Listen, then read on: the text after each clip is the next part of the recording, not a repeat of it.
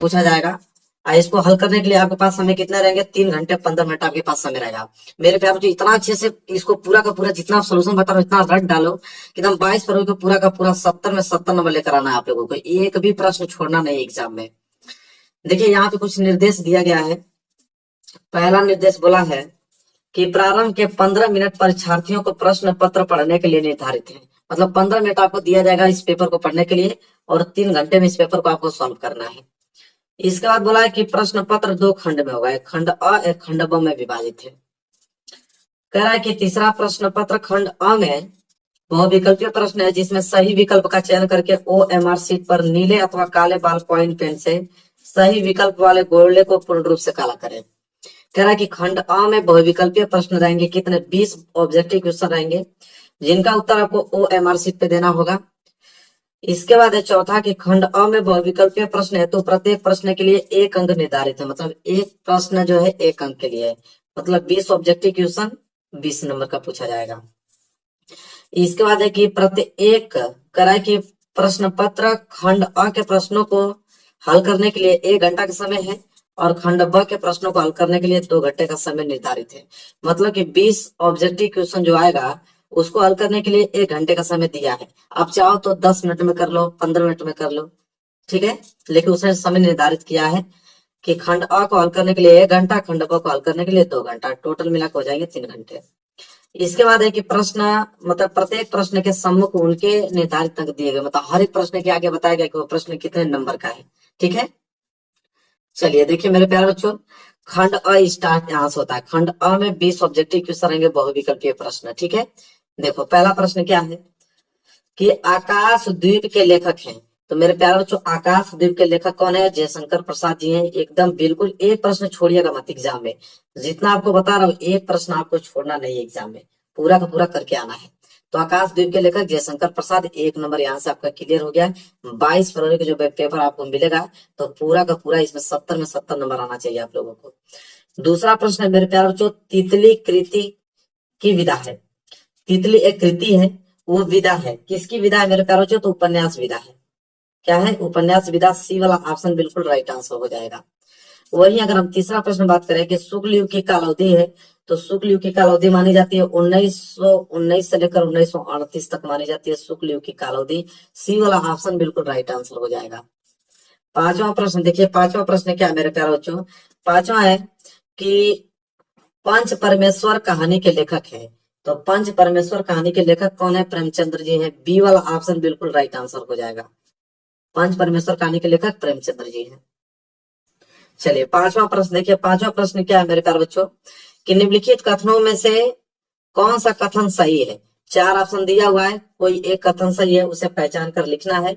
तो सी वाला option click कर दो, क्योंकि गेहूं और गुलाब निबंध के लेखक जो है राम वृक्ष बेनीपुरी जी हैं, इसलिए सी वाला ऑप्शन बिल्कुल राइट आंसर हो जाएगा। आगे बढ़ो, क्वेश्चन नंबर 6 देखो क्या है कि कलम का सिपाही के लेखक हैं। तो कलम के सिपाही के लेखक कौन है, अमृत राय जी हैं, आपको भी मालूम है। ए वाला ऑप्शन बिल्कुल राइट आंसर हो जाएगा। चलिए आगे बढ़ते हैं, प्रश्न नंबर 7वां देखो क्या है, आधुनिक काल की समय अवधि है। तो आधुनिक काल की समय अवधि 1843 ईस्वी से लेकर वर्तमान तक, अभी तक जो अवधि चलती आ रही है वो आधुनिक काल की अवधि मानी जाती है। यह था 7वां प्रश्न। 8वां देखो क्या है, दीप शिखा काव्य संग्रह रचना है। तो दीप शिखा काव्य संग्रह रचना है, किसकी रचना है मेरे प्यारे बच्चों, तो महादेवी वर्मा की रचना है। तो महादेवी वर्मा जो है ये वाला राइट आंसर हो जाएगा, ठीक है। यहाँ तक क्लियर, कोई दिक्कत नहीं होनी चाहिए। बात करें प्रश्न नंबर 9। प्रश्न नंबर 9 मेरे प्यारे बच्चों, गंगा लहरी। देखो गंगा लहरी रचना है, तो गंगा लहरी रचना किसके है, पद्माकर जी की है, इसलिए ए वाला ऑप्शन बिल्कुल राइट आंसर हो जाएगा, पद्माकर जी की है। वही हम बात करें 10वां प्रश्न। 10वां प्रश्न है कि निम्न में से रीतिकाल की काल अवधि है। तो रीतिकाल काल अवधि कितनी मानी जाती है, तो 1643 ईस्वी से लेकर 1843 ईस्वी तक मानी जाती है। ए वाला ऑप्शन बिल्कुल राइट आंसर हो जाएगा। चलिए मेरे प्यारे बच्चों देखिए प्रश्न नंबर 11। प्रश्न नंबर 11 क्या है कि राम राम कही राम कही, राम राम कही राम, तून परिहरि रघुवर विरह, राव गयु सुरधाय। कह रहा है कि इन पंक्तियों में कौन सा रस है। तो इन पंक्तियों में कौन सा रस है मेरे प्यारे बच्चों, करुण रस का प्रयोग किया गया है। बी वाला ऑप्शन बिल्कुल राइट आंसर हो जाएगा, बी वाले पे क्लिक कर देना। इसके बाद देखो 12वां प्रश्न क्या है मेरे प्यारे बच्चों कि यही कहीं पर बिखर गई वह भग्न विजयमाला से। कह रहा उपयुक्त पंक्ति में कौन सा अलंकार है? तो इसमें अलंकार उपमा अलंकार का प्रयोग किया गया मेरे प्यारे बच्चों। ये वाला ऑप्शन बिल्कुल करेक्ट आंसर होगा। ये वाले पर अंक के चले आइएगा।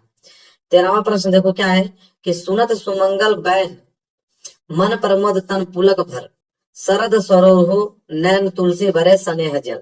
कह इन पंक्तियों में देखो दूसरे और चौथे चरण में कितनी मात्राएं, एक आपका दूसरा और एक लास्ट वाला चौथा चरण में कितनी मात्राएं हैं ये पूछा है। तो 13 मात्राएं मेरे प्यारों से गिन लेना। ये वाला ऑप्शन बिल्कुल राइट आंसर हो जाएगा। ठीक है, वही बात करें 14 प्रश्न है आह अब वह न रहा। कह रहा है कि अर्थ के आधार पर वाक्य का भेद क्या है?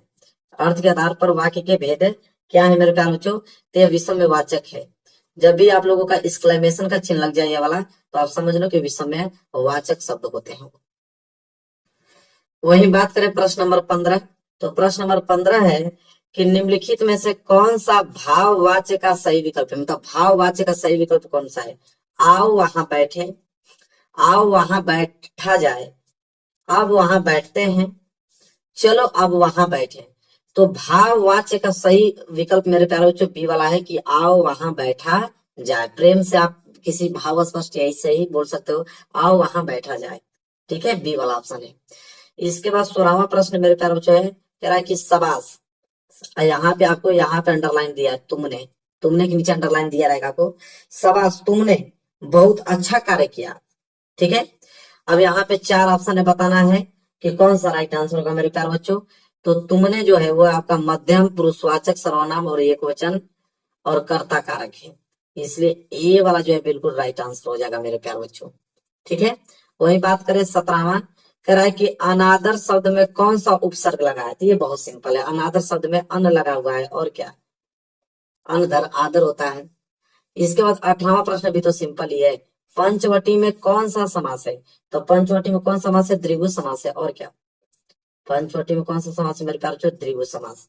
तो 18 का सी जो है बिल्कुल राइट आंसर हो जाएगा।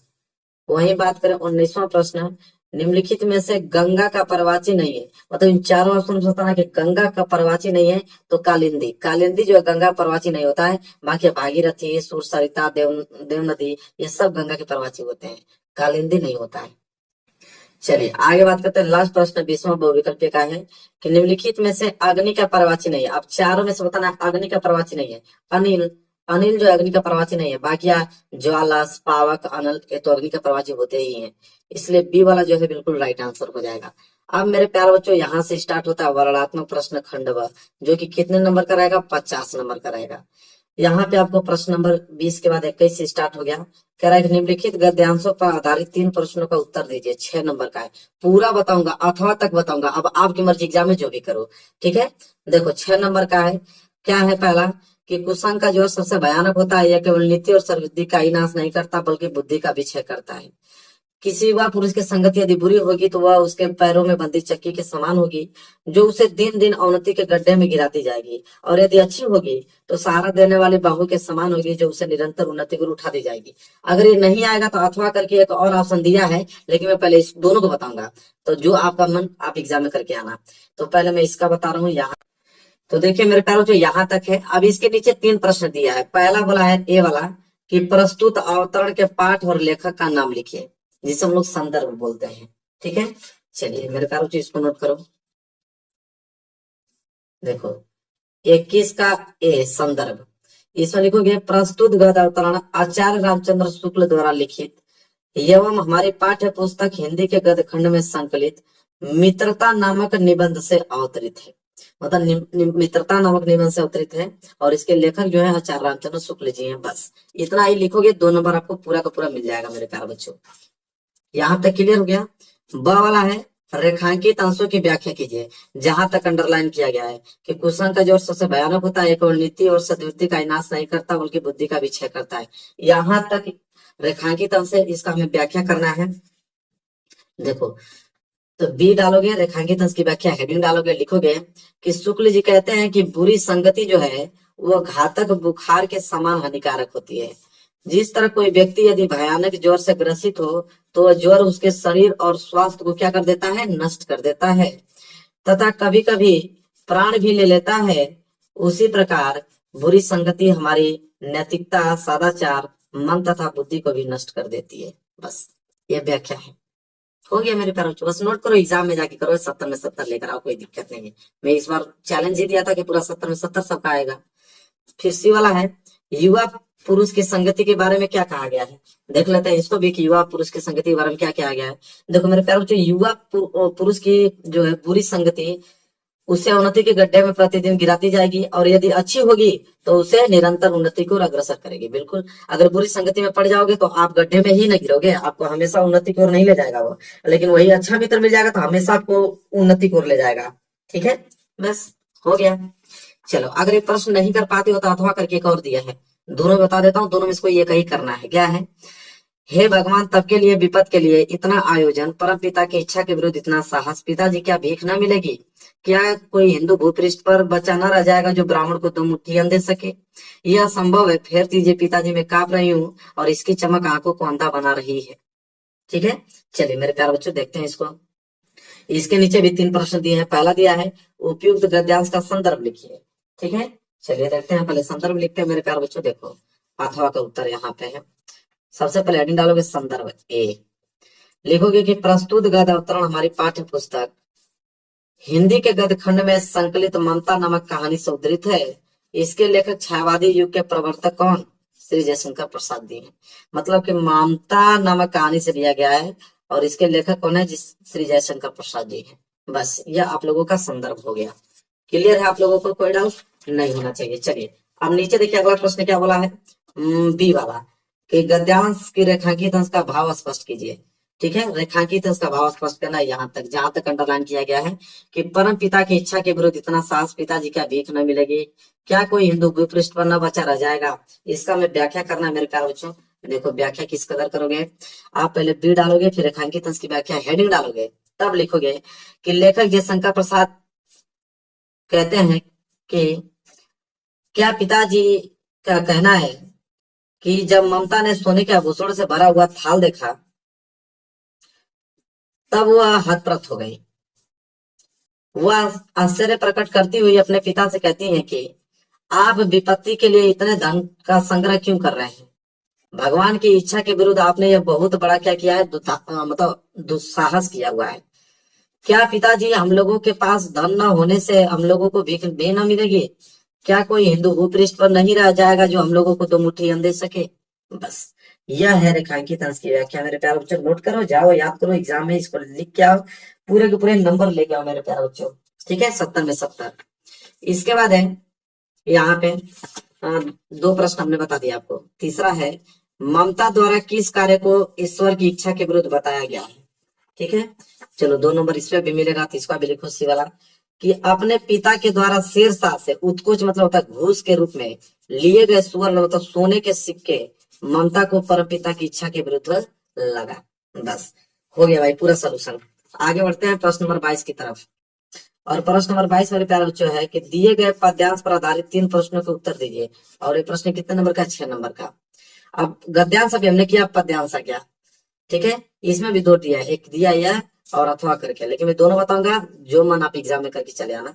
यहाँ तक है मेरे प्यारे बच्चों, कहाँ तक? यहाँ तक नोट करो। क्या है, मैं एक बार पढ़ता हूँ मेरे प्यारे बच्चों, कि चरण कमल बंदो हरिराई जाकी कृपया पंगु गिरी लहो, अंधे को सब कुछ दर्शाई बहिरे सुने गंगू पुनि बोले, रंक चले सिर छत धराई सूरदास स्वामी करुणा में बार बार बंदोती ही पाई। अब मेरे प्यारे बच्चों देखो, ए वाला उपयुक्त पद्यांश का संदर्भ लिखिए। अब इसका संदर्भ लिखना है पद्यांश का। चलिए देखते हैं संदर्भ 22 का संदर्भ लिखो। यह पद श्री सूरदास द्वारा रचित सूरसागर नामक ग्रंथ से हमारी पाठ्य पुस्तक हिंदी के काव्य खंड में संकलित पद शीर्षक से उद्धृत है। ठीक है, सूरसागर नामक ग्रंथ से, और इसके लेखक कौन है? सूरदास जी हैं। बस हो गया भाई, बस इतना ही आपको नोट करना है। नोट कर लो, याद कर लो, एग्जाम में लिखना है आपको 22 तारीख को।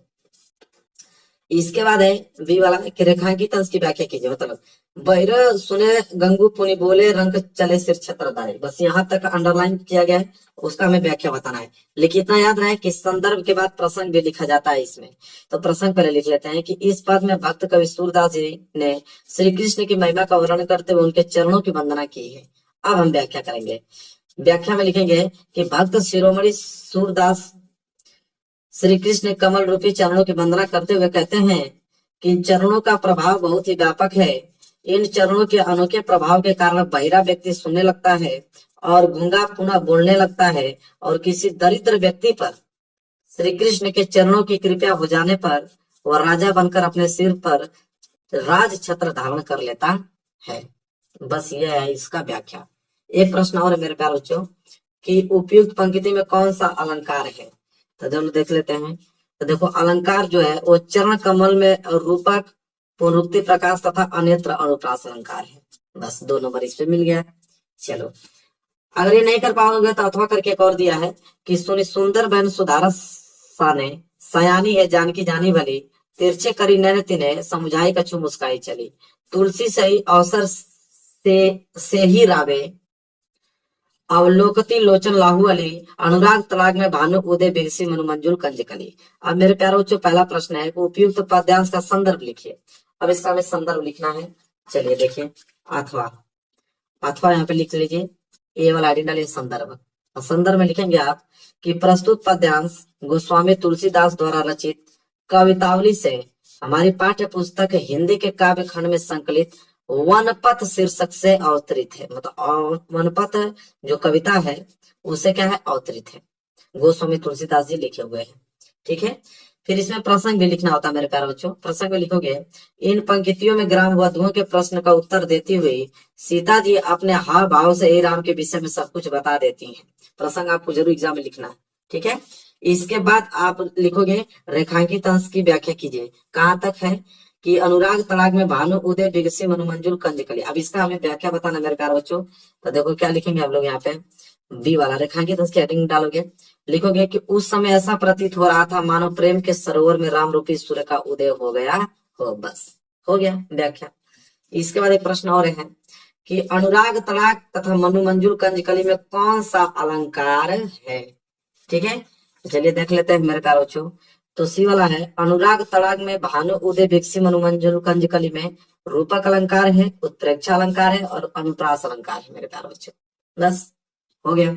चलो आगे बढ़ेंगे, अगला प्रश्न देखेंगे मेरे प्यारे बच्चों, प्रश्न नंबर 23।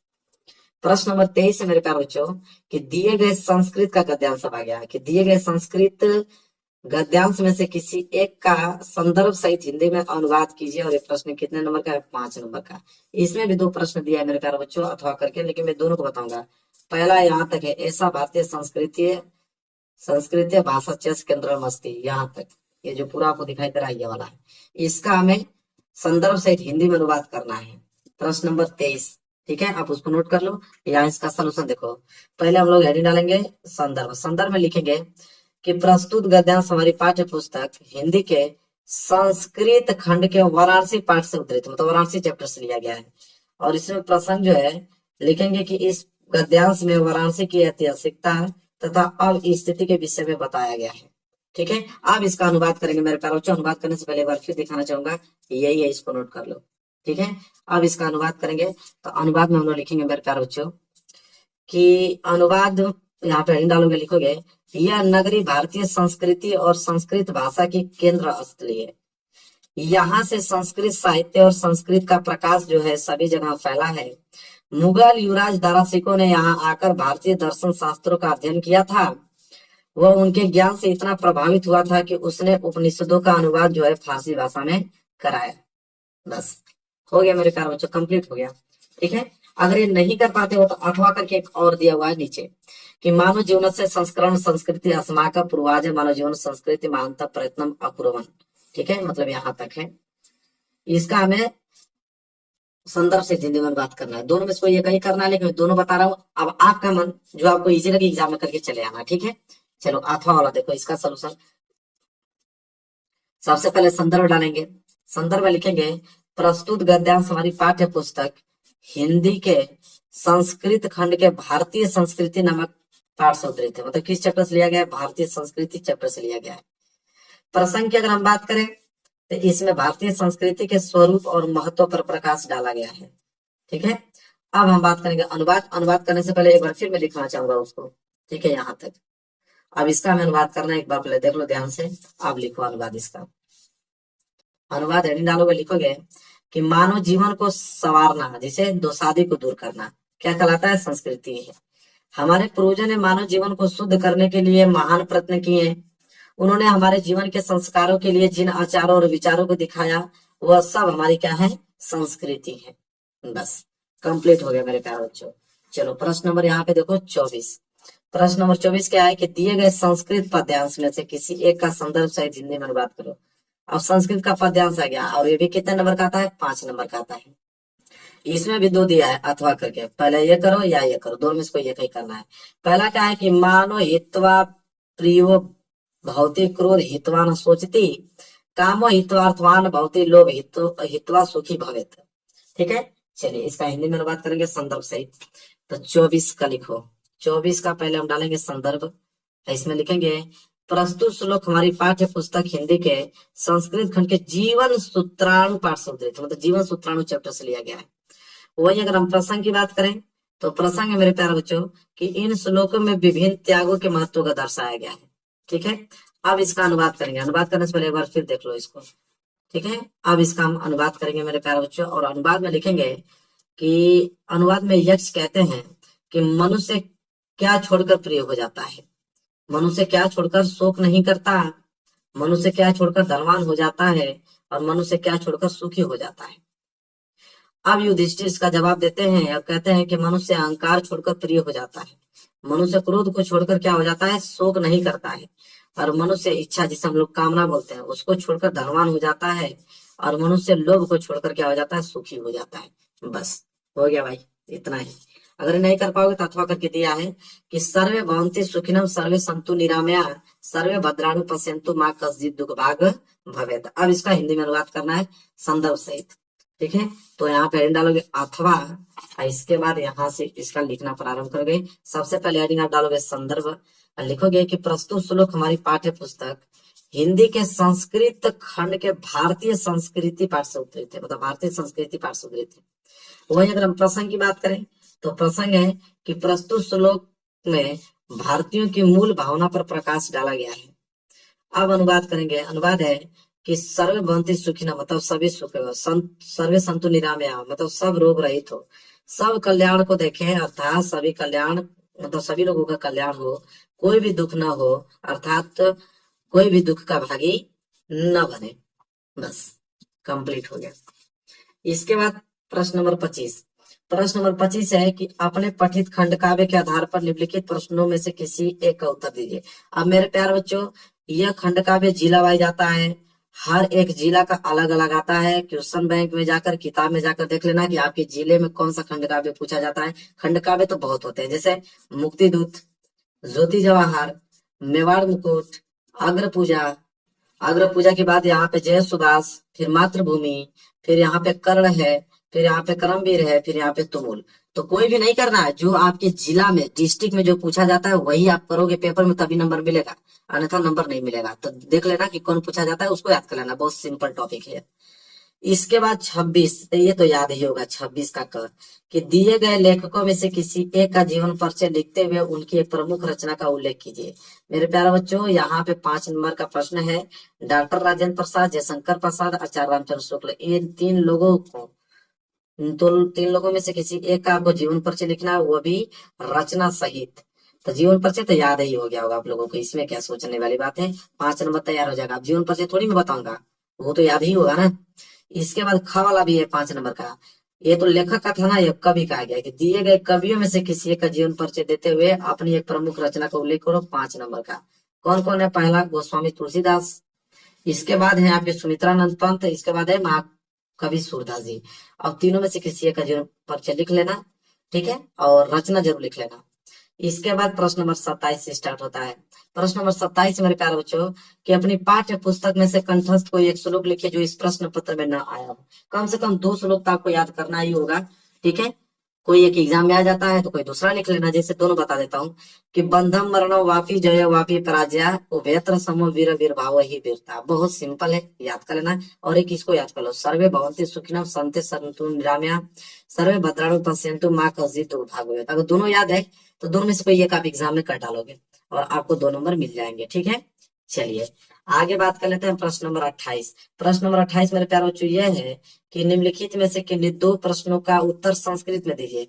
2 नंबर आपको मिलेगा। 4 प्रश्न है। पहला है भारतीय संस्कृति मूलम किम अस्ति, और दूसरा है पुरुराज क आसीत्, तीसरा है चंद्रशेखर क आसीत्, चौथा है वीर केन पूजते। अब ये 4 है ना, 4 में से किसी 2 का ही उत्तर देना है, लेकिन मैं 4 को उत्तर लाइन से बता देता हूँ। पहले का देखो, पहले का उत्तर हो जाएगा विश्व से अस्त्रष्टा ईश्वर एक एव इति भारतीय संस्कृति मूलम अस्ति, और दूसरे का है पुरुराज एक भारत वीर आसित, तीसरे का आंसर हो जाएगा चंद्रशेखर प्रसिद्ध क्रांतिकारी देशभक्त आसित, चौथा हो जाएगा वीर विन पूजते। चारों को लगातार मैंने बता दिया, लेकिन 2 ही बताना था, लेकिन चारों बता दिया। जो मन करे वो एग्जाम में करके आना, नंबर पूरे के पूरे आपको मिलने वाले हैं। ठीक है। इसके बाद मेरे प्यारे बच्चों आगे आइए प्रश्न नंबर 29। प्रश्न नंबर 29 मेरे प्यारे बच्चों कि निम्नलिखित में से किसी एक विषय पर निबंध लिखिए। पहला है पर्यावरण संरक्षण के उपाय, दूसरा है आतंकवाद कारण निवारण, तीसरा जनसंख्या लाभ हानि, चौथा है नारी शक्तिकरण। देखो पर्यावरण संरक्षण के उपाय, ये बहुत इंपॉर्टेंट टॉपिक है। इसमें आपको चाहे आपको इस तरह पूछेगा पर्यावरण संरक्षण के उपाय, या पूछ देगा प्रदूषण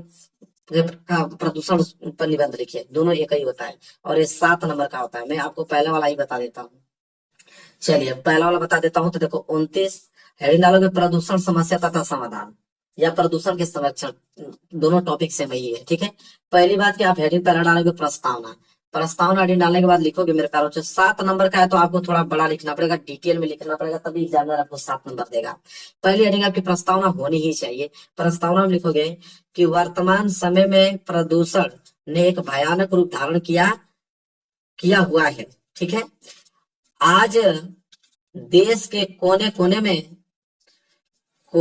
में प्रदूषण फैलाव बढ़ता जा रहा है, जिसके कारण हजारों व्यक्ति बीमारी का शिकार हो रहे हैं। घनी आबादी वाले शहरों में स्वस्थ ऑक्सीजन मिलना कठिन हो रहा है, जिसकी वजह से श्वास और हृदय रोग क्या हो रहे हैं, बढ़ रहे हैं।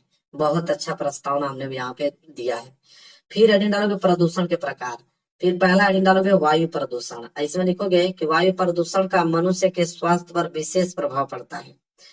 वायु में प्रदूषण कारखानों के वाहनों और घरों के चूल्हों से निकले धुएं से फैलता है। इसके कारण फेफड़ों के कैंसर, दमा, आंखों के रोग आदि जन्म लेते हैं, और इसी प्रकार प्रदूषित वायु जो है एक्जिमा तथा मुहासे आदि रोग उत्पन्न करती है। ठीक है। दूसरा हेडिंग डालोगे जल प्रदूषण। इसमें लिखोगे कि सभी जीव जंतुओं के लिए जल का बहुत महत्व है। जल के बिना जीव जंतु जीवित नहीं रह सकते हैं। इसके लिए जल जो है स्वच्छ और दोष रहित होना चाहिए। नगरों में धरती के अंदर बने सीवर का जल भी अक्सर नदियों में गिराया जाता है, जिससे पानी दूषित विषाक्त होकर जीवन रहित हो जाता है, और ये जमीन के अंदर जाकर भूमिगत जल को क्या कर देते हैं, दूषित करते हैं। इसके बाद तीसरा हेडिंग डालोगे ध्वनि प्रदूषण। लिखोगे अनेक प्रकार के वाहन, स्कूटर, मोटरसाइकिल, कार, जेट, विमान, लाउड स्पीकर, बाजे, ट्रैक्टर एवं कारखानों के रसायन विज्ञान प्रकार की मशीनें आदि से ध्वनि प्रदूषण उत्पन्न होता है। ध्वनि प्रदूषण का सबसे अधिक प्रकोप शहरों के मुख्य राजमार्गों पर दिखाई पड़ता है। अधिक ध्वनि की वजह से हजारों व्यक्ति अपने सुनने की क्षमता खो बैठते हैं या कम सुनने लगते हैं। ध्वनि प्रदूषण से बेचैनी, घबराहट, तन्मयता से बाधा बढ़ती है। ठीक है, बाधा पड़ती है, और इससे दिमाग जो है संतुलन बिगड़ने और दिल की बीमारियों बढ़ने की खतरा क्या होता है, पैदा होता है। अब हेडिंग डालोगे रेडियो धर्मी प्रदूषण। लिखोगे कि आज विश्व के सभी विकसित और विकासशील देशों में परमाणु विस्फोट और वैज्ञानिक परीक्षण हो रहे हैं। प्रदूषण के ये भी बहुत बड़े कारण हैं। परमाणु शक्ति उत्पादन केंद्र और परमाणु परीक्षण के फलस्वरूप जल, वायु और पृथ्वी का प्रदूषण निरंतर बढ़ता ही जा रहा है। यहाँ प्रदूषण केवल आज की पीढ़ी के लिए ही नहीं, वरन आने वाली पीढ़ी के लिए भी खतरनाक है। इस पर पाबंदी लगाना सबसे बड़ा समस्या है, क्योंकि हथियारों और वैज्ञानिक क्षमता से लैस होने की होड़ में हर देश आगे बढ़ना चाहता है, और इस होड़ को रोकने के उपाय अभी कारगर नहीं हो पाए हैं। हेडिंग डालोगे प्रदूषण की समस्या का समाधान। लिखोगे कि प्रदूषण की समस्या को समाप्त करने के लिए सरकार द्वारा अनेक प्रयास किए गए हैं, और इस समस्या को रोकने के लिए हमारी सरकार के विभिन्न नियम एवं कानून बनाए हैं। आइए पहले उन पर विचार करते हैं, देखते हैं कौन कौन कानून बनाए हैं। तो पहला कानून उन्होंने बनाया है कि पुराने वाहनों से निकलने वाले धुओं को चेक करवाना। दूसरा बनाया है कि नए लाइसेंस दिए जाने से पूर्व उन्हें औद्योगिक कचरे के निस्तारण की समुचित व्यवस्था तथा पर्यावरण विशेषज्ञों से स्वीकृत कराना। तीसरा है कि वनों की अनियंत्रित कटाई को रोकने के लिए कठोर नियम बनाया गया है। वहीं कारखानों को नगरों के बाहर विस्थापित किया जाना है। फिर 8 वर्षों से पुराने व्यापारिक वाहनों के चलाने पर मतलब नर रोक लगाया जाना है। ठीक है, मतलब पुरानी गाड़ी को आप नहीं चला सकते 8 वर्षों से अधिक अगर हो गई है तो। इसके बाद लास्ट हेडिंग मेरे प्यारे बच्चों आपका रहेगा उपसंहार। लास्ट हेडिंग उपसंहार होना ही चाहिए। लिखोगे सरकार द्वारा दूषित की समस्या से छुटकारा दिलवाने के लिए ही संभव प्रयास किए जा रहा है। इसके लिए आज जनता को भी जागरूक होने की आवश्यकता है, तभी हम इस भयानक समस्या से मुक्त हो सकते हैं। सिर्फ सरकार के प्रयास नागरिक इसके लिए प्रति जागरूक नहीं होगा। जागरूक होने के लिए पहली आवश्यकता इस बात की है कि हम अपने घर का कूड़ा कचरा इधर उधर न फेंक कर ऐसी उचित जगह फेंकें जहां से सरकारी तौर पर उसके जल्द उठाए जाने की व्यवस्था हो। कूड़े कचरे के सड़ने भी वायु प्रदूषण का कारण बनता है। बस कंप्लीट हो गया। 7 नंबर पूरा का पूरा मिल जाएगा मेरे प्यारे बच्चों। ठीक है, तो 29वां प्रश्न हमने पूरा डिटेल में आपको बता दिया। अब 30वां प्रश्न, लास्ट प्रश्न है, जो कि 4 नंबर के लिए आएगा, पत्र लेखन। बोला है कि अपने क्षेत्र में व्याप्त गंदगी के कारण उत्पन्न डेंगू और मलेरिया जैसी भयंकर बीमारियों की जानकारी किसी दैनिक पत्र के संपादक को देते हुए अपने पत्र लिखे। या ये प्रश्न नहीं कर पाते हो तो अथवा करके दिया है कि आपकी बहन कस्बे से अपनी पढ़ाई पूरी कर आगे शिक्षा के लिए बड़े नगर में गई है। नगर के वातावरण में संभावित परेशानियों की चर्चा करते हुए उनसे बचने के तरीके उसे पत्र द्वारा समझाइए। चलिए मैं यही बता देता हूँ, ये करके आना। बहुत अच्छा प्रश्न है, 4 नंबर आपको मिल जाएगा। ठीक है, यहाँ तक क्लियर मेरे प्यारे बच्चों? कोई डाउट नहीं होना चाहिए। चलिए 30वां प्रश्न देखिए। 30वां प्रश्न मेरे प्यारे बच्चों, यहाँ 30वां का 8वां कर रहा हूँ। सबसे पहले कि जो आपकी बहन जहाँ पे है उसका एड्रेस डालो। तो C40 मथुरा नई दिल्ली में गई हुई है, यहाँ पे डेट डाल देना। इसके बाद यहाँ पे लिखना प्रिय बहन मृणाल। ठीक है, जो भी नाम होगा अपनी बहन का, बहुत प्यार। इसके बाद यहाँ पे अपना लिखना चालू करोगे कि बहुत दिनों से तुम्हें पत्र लिखना चाह रही थी, परंतु व्यस्तता के कारण नहीं लिख पाई। आशा करती हूँ कि तुम वहां भली प्रकार से होगी। हमारे लिए यह बहुत गर्व की बात है कि तुम्हें अच्छे कॉलेज में पढ़ने का सुनहरा अवसर मिला है। ईश्वर से यही कामना करती हूँ कि जिस तरह तुम इतने छोटे स्थान से निकलकर बड़े शहर में जा सकी हो, उसी प्रकार जीवन में आगे भी उन्नति करो। यह बात कभी मत भूलना कि वहां जाने का तुम्हारा लक्ष्य क्या है। मृणाल, विद्यार्थी जीवन पढ़ने लिखने के लिए होता है। यहाँ समय होता है जब हम अपने भविष्य की नींव रखते हैं। अपना बहुमूल्य समय पढ़ने के लिए स्थान पर फैशन में व्यर्थ के क्रियाकलापों में लगाना सही नहीं होगा। यदि तुम पढ़ाई लिखाई छोड़कर फैशन के नाम पर समय नष्ट करोगे तो दिशा भटक जाओगी और अपने भविष्य के साथ खिलवाड़ कर बैठोगी। पिताजी को हमसे बहुत आशाएं हैं, हमारी शिक्षा में कोई बाधा ना आए, इसके लिए वह दिन रात परिश्रम कर रहे हैं। पढ़ाई पर ध्यान देकर ही हम जीवन में आगे बढ़ सकते हैं और पिताजी का हाथ बटा सकते हैं। आशा करती हूँ कि तुम मेरे इस पत्र को गंभीरता से लोगी और अपना ध्यान से अपनी पढ़ाई में लगाओगी। इसके बाद तुम्हारी बड़ी बहन, अब जो भी नाम होगा, तो नाम नहीं लिखा जाता है, अवश्य लिख ही दीजिएगा बस। ठीक है, बस पूरा का पूरा पेपर का सोल्यूशन मेरे प्यारे बच्चों बता दिया। पूरा का पूरा पेपर का सोल्यूशन एक भी हमने छोड़ा नहीं है। और ये पेपर गारंटी है मेरी कि 100% आपको 22 फरवरी को ये पेपर देखने को मिलेगा। 801 DD पूरा का पूरा करके आना, एक भी प्रश्न छोड़ना नहीं, क्योंकि मैंने खुद इस वीडियो में एक भी प्रश्न छोड़ा नहीं है। तो मेरे प्यारे बच्चों, वीडियो को लाइक कर देना, चैनल पर ना तो चैनल को जरूर सब्सक्राइब कर लेना। मिलेंगे एक प्यारा से नेक्स्ट वीडियो में, तब तक के लिए धन्यवाद।